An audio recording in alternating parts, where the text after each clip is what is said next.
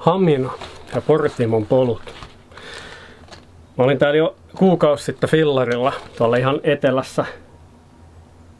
etelässä käymässä. Voitaisiin aloittaa vaikka sillä.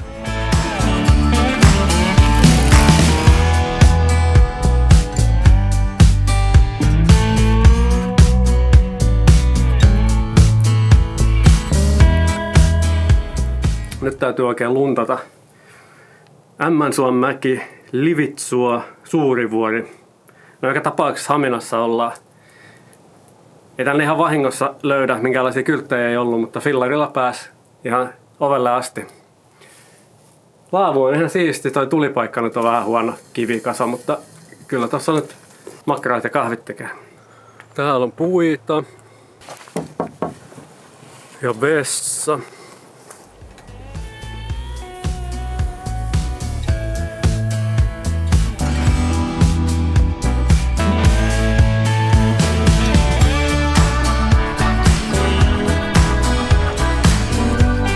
Nyt mä oon tässä keskivälillä Kuntohuhta. Jätin auton sinne Kirimajalle, missä on myös se Suksimuseo. Komean näköisiä kulkimia oli, vaikka en ollut esittelyä varannutkaan. Ja hyvin merkityt polut tuli sieltä tänne Kuntohuhdan laavulle ja lyhyt matka. Tää on niin kuin nykytrendeihin verrattuna poikkeuksellinen laavu, että toi tulisiakin on katoksen alla. Ja muutenkin tää design on vähän niin kuin vanhempaa, mutta mun mielestä tää on kyllä tyylikäs paikka. Tällaisia kallionotkelmaa tehty. Puita näytti olevan. Ja vessa. Mut sit voitais mennä vähän tonne pohjoisemmassa.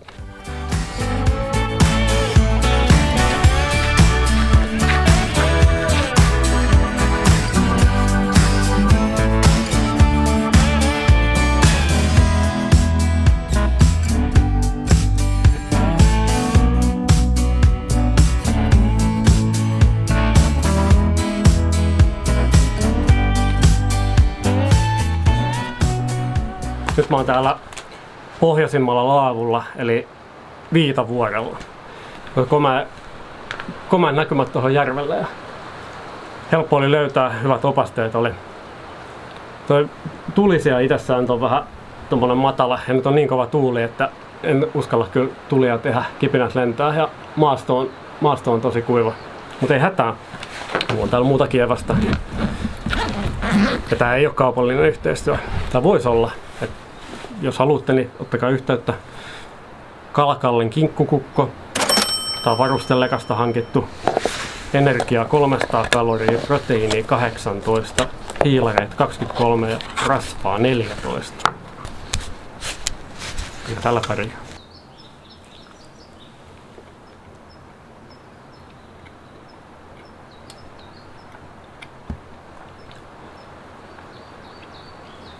Tämä on aika samanlainen tuote kuin ne kalakukot.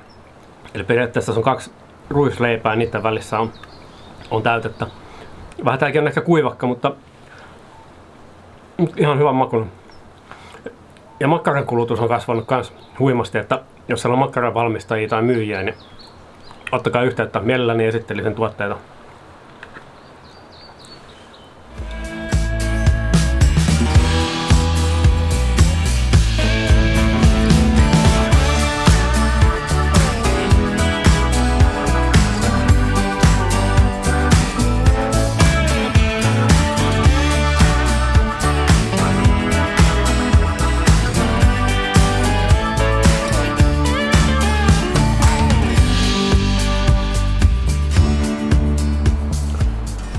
Kentän kangas.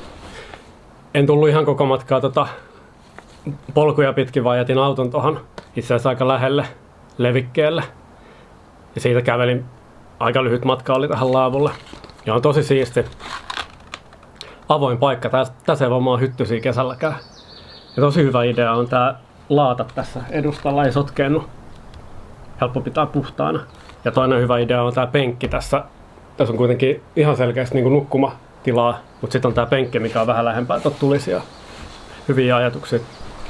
Vessa löytyy ja puita ja on hieno paikka. Tuossa laavun takana on jotain vanhoja perustuksia. Jos sulla on jotain tietoa, että mitä ne oikein on, oli sen verran kummallisen näköisiä, kummallinen paikka, että laita vaikka viestiä tuohon alas. Editointiosastolta päivää. Jos olisi vähän viittinyt etukäteen selvittää, niin Vehkalahden Veikkojen sivuilta olisi hyvin selvinnyt, että siinä on ollut suojeluskunnan ampumarata. Ja lisäksi olisi voinut mainita sen, että Vehkalinnasta saa niitä paperikarttoja punaisesta postilaatikosta. Tuohon alas. No niin, sellaisia tässä Haminan ensimmäisessä jaksossa. Voit katsoa niin muita jaksoja täältä soittolistasta ja muista tilata kanava, sillä tuet toimintaa. Kiitos.